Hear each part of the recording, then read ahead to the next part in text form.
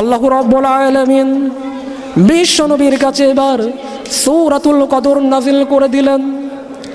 আর নবীজিকে বললেন, ও নবী পয়গম্বর, আপনার উম্মতদেরকে আপনি বলে দিন, আপনার উম্মতদেরকে আপনি বলে দিন, আপনার উম্মতের মধ্যে যারা দিবানিশি 24 ঘন্টা পাপের মধ্যে লিপ্ত থাকে, আপনার উম্মতরা যারা সর্বদাই সর্বক্ষণ পাপ করতে করতে এমন একটি পর্যায়ে চলে যায় যার বিনিময়ে এই পাপকে, ওই পাপগুলোকে মোচন করার জন্য, ওই পাপগুলোকে আপনার উম্মতদের ওই পাপগুলোকে ক্ষমা করে দিবার জন্য আমি আল্লাহ রাব্বুল আলামিন আপনার উম্মতের জন্য স্পেশালভাবে 5খানা রাত নাজিল করেছি। বলুন সুবহানাল্লাহ। ইন্না আনজারনাহু ফি লাইলাতিল কদর। আল্লাহ রাব্বুল আলামিন বিশ্ব নবীর কাছে এবার আয়াত কারিমা নাজিল করলেন। আর নবীজিকে বললেন, ও নবীজি আপনি বলে দিন, আপনার উম্মতের মধ্যে ইন্না আনজারনাহু ফি লাইলাতিল কদর, এমন একটি রাতকে আমি নিযুক্ত করে রেখেছি, এমন একটি রাত আমি নিযুক্ত করে রেখেছি। নবীজি আমার এবার সাহাবীদের মাঝে এইভাবে যখন বর্ণনা দিতে লাগলেন, বুখারীর হাদিসের মধ্যে এসেছেন, এমন সময় মা আয়েশা সিদ্দিকা রাদিয়াল্লাহু তাআলা আনহা এবার বিশ্বনবীর দরবারে গেলেন। বিশ্বনবীর দরবারে গিয়ে নবীকে এবার প্রশ্ন করে, ও নবী পয়গম্বর, কোন রাতটা আল্লাহ রাব্বুল আলামিন এই উম্মতে মুহাম্মদের জন্য স্পেশাল হিসাবে রেখে দিয়েছেন? নবীজি এবার আমার বলে, ইন্না আনজারনাহু ফি লাইলাতিল কদর। ও আয়েশা তুমি শোনো, এমন একটি রাত আছে গো, যে রাতের মধ্যে আমার যত উম্মত হবে ইয়াউমাল কিয়ামত পর্যন্ত, এই উম্মতে মুহাম্মদের মধ্যে যারা জমিনের মধ্যে যাবে, ইন্না আনজারনাহু ফি লাইলাতিল কদর, ওই রাতের ইবাদত বন্দেগী যখন তারা করবে, একটি নয়, দুইটি নয়, 1000 নয়, 2000 নয়, হাজার হাজার বছরের রাতের চেয়ে নফল ইবাদতের সওয়াবীদের আমল নামে আমি আল্লাহ রাব্বুল আলামিন দান করে দেব। বলুন সুবহানাল্লাহ।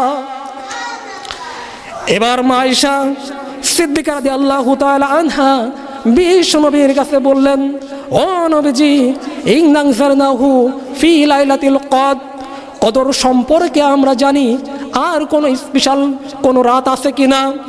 নবীজি এবার আমার বলে, ও আয়েশা তুমি শোনো, ওই যে দুনিয়ার মধ্যে একটি রাতের কথা তোমাকে আমি বললাম, আরো কয়েকটি রাত আছে, তুমি শোনো।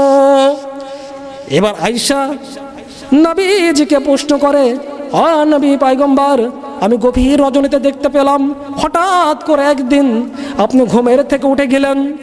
নবীজি আমার বলে, কেন উঠে গিয়েছি তাহলে তুমি শোনো। নবীজি এবার মা আয়েশা সিদ্দিকা রাদিয়াল্লাহু তাআলা আনহার কাছে বর্ণনা করেন। মা আয়েশা সিদ্দিকা রাদিয়াল্লাহু তাআলা আনহা গভীর রজনীতে বিশ্ব নবীর সাথে শুয়ে আছে। হঠাৎ করে দেখতে পাই যে নবীজি আমার ঘুম থেকে উঠে জান্নাতুল বাগীর মধ্যে রওনা দেয়। এবার মা আয়েশা বিশ্ব নবীকে বললেন, ও নবী পয়গম্বর, আপনি তো আমার সঙ্গে শুয়েছিলেন, কিছুক্ষণ পর আমি খেয়াল করে দেখতে পাই আপনি ঘুম থেকে উঠে কোথায় রওনা দিলেন। আপনি যখন আমার থেকে রওনা দিয়ে ওই জান্নাতুল বাগীর মধ্যে প্রবেশ করলেন, জান্নাতুল বাগীর মধ্যে যখন আপনি পয়গম্বর যখন প্রবেশ করলেন, আমি কিছুক্ষণ সময় খেয়াল করে দেখতে পাই আসমান থেকে অগণিত রহমতের মতন যেরকম ভাবে জমিনের মধ্যে আমরা খেয়াল করি। আমার বন্ধুগণ বাবাজিরা একটু মনোযোগ দিয়ে বুঝতে হবে, আমরা যখন গভীর রজনীতে চলাফেরা করি, আমরা তখন দেখতে পাই যে গভীর রজনীর মাঝে কেমন করে কুয়াশার মতন বৃষ্টি বর্ষণ হয়।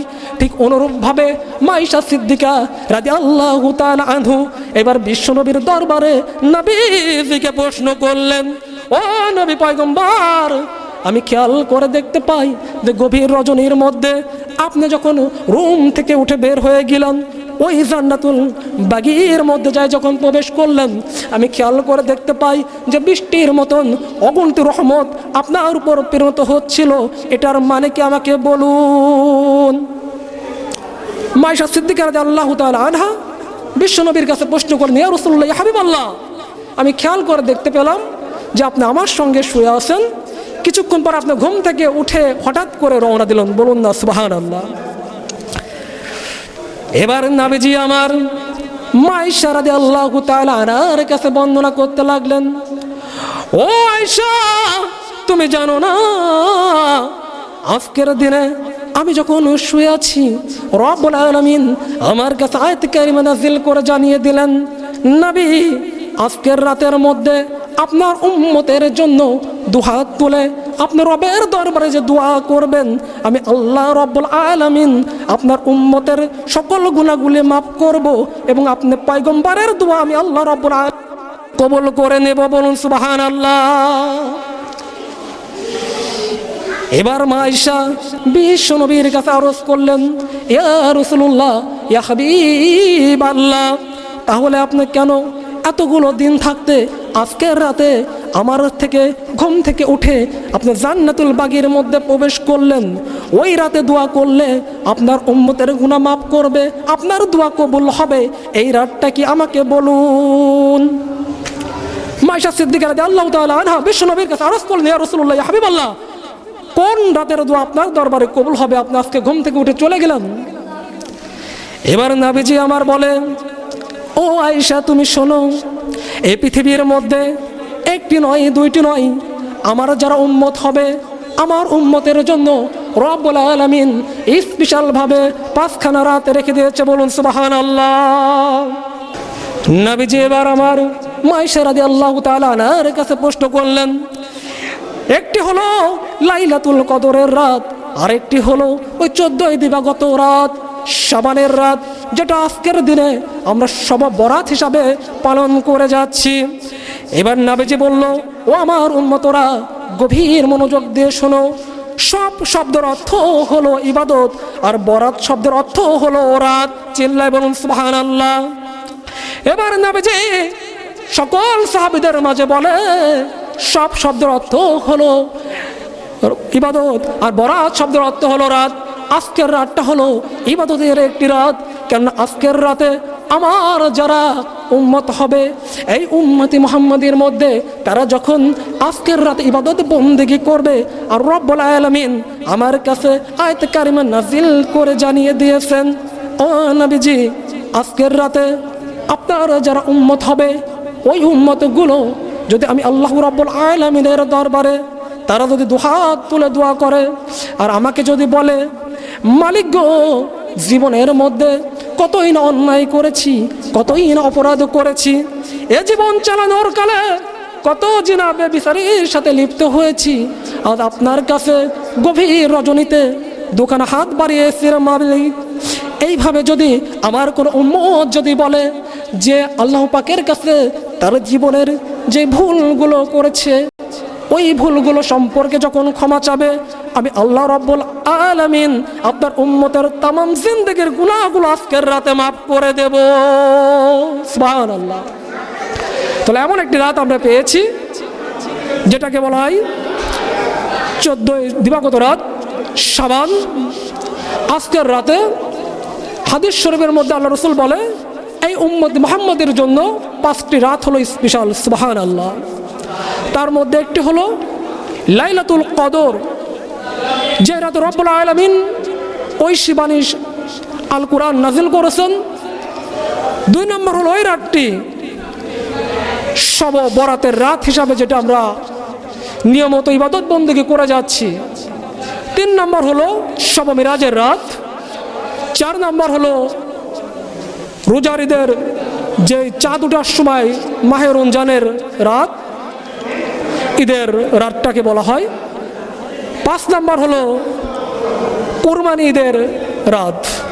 ওই 5টা রাতে যদি কোনো বান্দি আল্লাহ রাব্বুল আলামিনের দরবারে যদি তার অতীত জীবনের গুনাহ, অতীতে যে পাপগুলো করেছে, ওই পাপ সম্পর্কে যদি রব্বুল আলামিনের কাছে যদি ক্ষমা চায়, যদি মাপ চায়, রব্বুল আলামিন বলেন, আল্লাহ পাক সাল্লাল্লাহু আলাইহি ওয়াসাল্লামের রাসূল বর্ণনা করেন যে আমার কোনো উম্মত যদি ওই 5টা রাতের মধ্যে যে কোনো একটি রাত যদি তার কপালে নসিব হয়ে যায় সেটা 1000 বছরের চেয়ে উত্তম। বলুন সুবহানাল্লাহ। তো আজকে এমন একটি রাত আমাদের মাঝে এসেছে, তাই আমরা সকলে চেষ্টা করব এই রাতটাকে সামনে রেখে আমরা অতীতে যে পাপগুলো করেছি রব্বুল আলামিন যেন আমাকে আপনাকে সকলকে যেন মাফ করে। এই পাপকে সামনে রেখে আমাদের জীবনে যে ভুল ত্রুটি আমরা করেছি এই ভুলগুলো যেন ক্ষমা করে। এবং ওই রাতে আরও একটি ইবাদত আছে, ইবাদতটা হলেন যদি কোনো ব্যক্তি নামাজ কালাম ইবাদত বন্দেগী তসবিহ তাহলিল পাঠ করে তারা গোরস্থানে যাবে, মৃত ব্যক্তিদের জন্য দোয়া করবে। এবার মা আয়েশা রাদিয়াল্লাহু তাআলা আনহা বিশ্ব নবীর কাছে বললেন, নবীজি আপনি যখন আমার সঙ্গে শুয়েছিলেন ওই রাত সম্পর্কে আপনি আমাকে বললেন, আমি বুঝতে পেলাম, কিন্তু আজকের রাতে আপনি যখন জান্নাতুল বাগীর মধ্যে প্রবেশ করলেন আমি আয়েশা খেয়াল করলাম আপনার উপর আসমান থেকে রহমত যেন বর্ষিত হচ্ছে। নবীজি আমার বলে, ও আয়েশা তুমি যে রহমতগুলো দেখছো এটা কোনো সাধারণ রহমত না।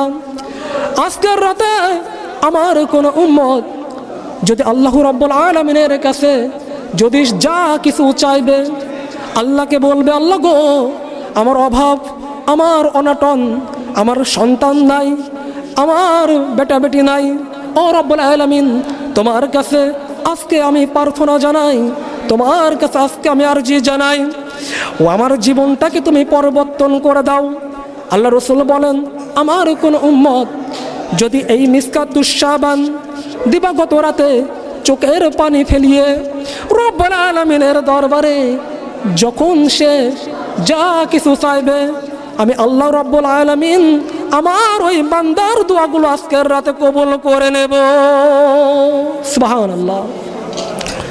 তাহলে আমরা এই আয়াত থেকে বুঝতে পেলাম যে আল্লাহ রব্বুল আলামিন আজকে এমন একটি রাত, ওই রাতে যদি আমরা ইবাদত বন্দেগী করি আমাদের আশা আকাঙ্ক্ষাগুলো রব্বুল আলামিন কবুল করবেন।